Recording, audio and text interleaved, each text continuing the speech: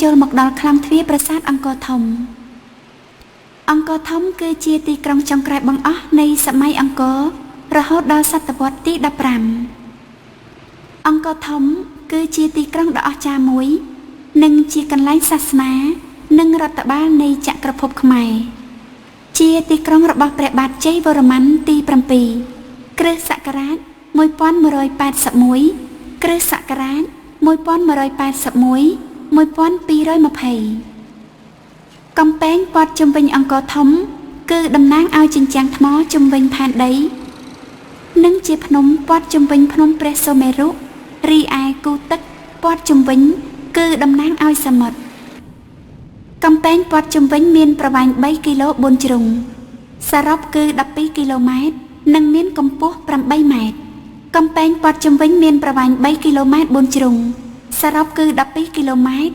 និងមានកម្ពស់8ម៉ែត្រគូទឹកមានទទឹងប្រវែង100ម៉ែត្រព័ទ្ធជុំវិញកំពែងខាងក្រៅ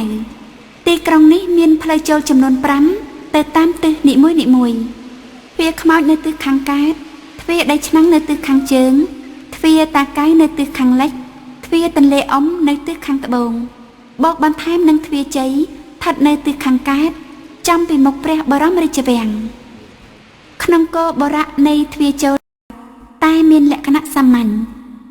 ទិដ្ឋភាពនៃរូបចម្លាក់បង្ហាញដោយផ្ទាំងតាមជួរដេក2ឬ3ជួរ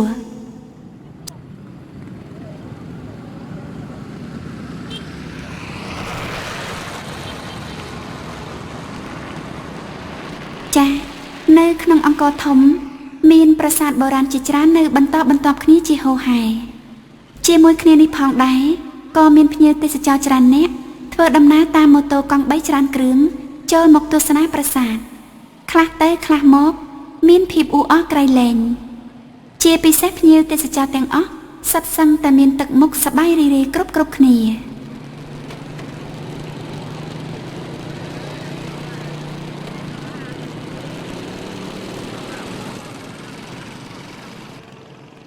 ខណៈនេះដំណើររបស់យើងក៏បានមកដល់ប្រលានជលដំរីស្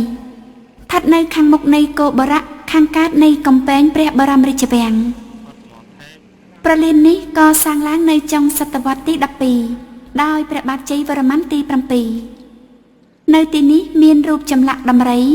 និងម៉ដំរីជាច្រើនរូបនោះបង្ហាញពីដំរីប្រើប្រាស់ប្រម៉ោយដើម្បីប្រមាញ់និងប្រយុទ្ធគ្នាជាមួយខ្លាប្រលាននេះមានប្រវែង30ម៉ែត្រចាប់ពីប្រាសាទបាពួនដល់ប្រលានស្ដេចគំលុងប្រលាននេះមានរានហាល3និងមាន2ជាន់នៅខាងជើងផុតនៃរានហាលខាងក្រៅជញ្ជាំងខាងក្រៅមានរូបសំណាកសេះក្បាល5មានលក្ខណៈល្អនិងរស់រវើកនេះគឺជាសេះរបស់ព្រះមហាក្សត្រដោយសារគេឃើញមានឆ័ត្ររួតនៅពីលើចា៎ពេលនេះអាកាសធាតុក៏ប្រែជាស្អុះស្អាប់មេឃខ្មៅអ៊ូអាប់ចង់ប្រាប់ថានឹងមានទឹកភ្លៀងធ្លាក់មកដល់ក្នុងពេលបន្តិចទៀតនេះ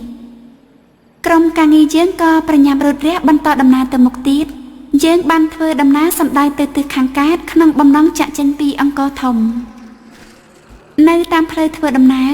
យើងបានប្រទះឃើញប្រាសាទចំនួន12ធ្វើអំពីឥដ្ឋស្ថិតនៅក្បែរគ្នាជាជួរ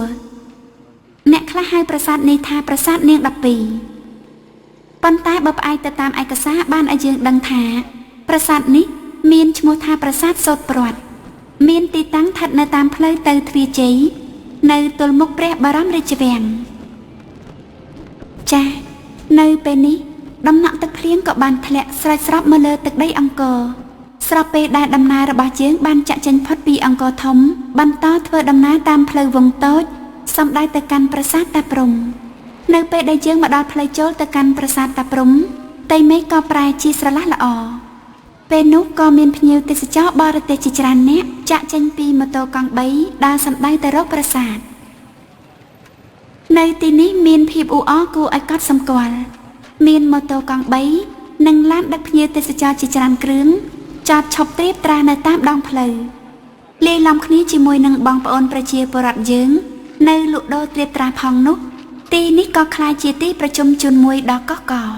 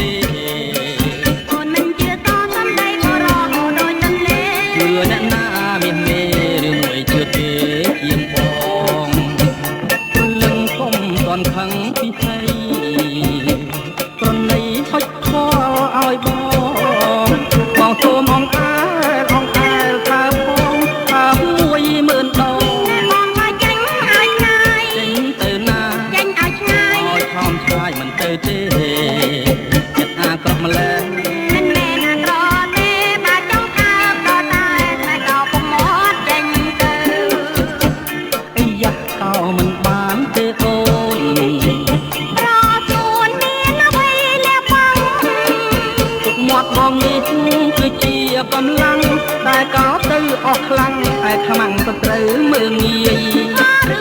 ណែឆោមឆាយបងនិយាយការពិតច្បាស់កុំប្រាប់អ្នកណាពីអានុភាពនេះទុកពុកមាត់ពិសេសដើម្បីការពារស្នេហ៍យើង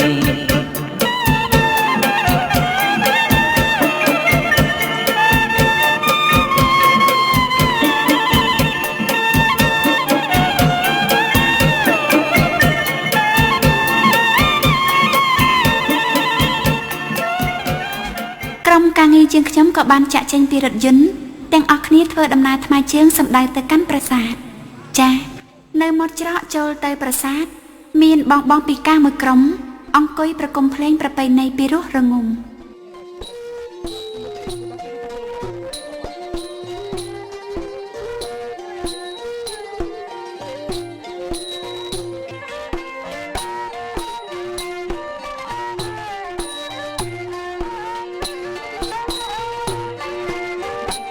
ពួកគាត់គឺជាក្រុមភ្លេងសមាគមជនពិការខិតខំរកថវិកាតាមរយៈការប្រគំតន្ត្រីនេះដើម្បីផ្គត់ផ្គង់ជីវភាព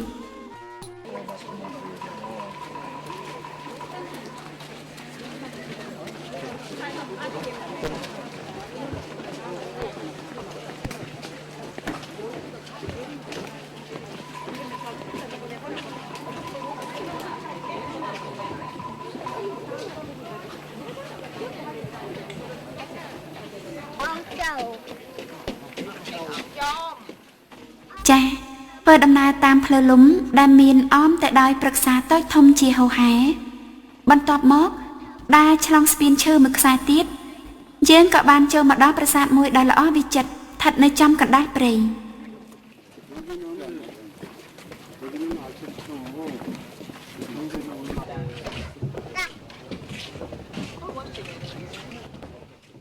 ប្រាសាទតាព្រហ្មកសាងឡើងក្នុងគ្រិស្តសករាជ1186ដោយព្រះបាទជ័យវរ្ម័នទី7ដើម្បីឧទ្ទិសដល់មេដារបស់ព្រះអង្គក្រោមរូបភាពប្រាជ្ញាបារមីតាចា៎ប្រាសាទនេះរុំព័ទ្ធដោយព្រៃឈើធំដុះលើប្រាសាទ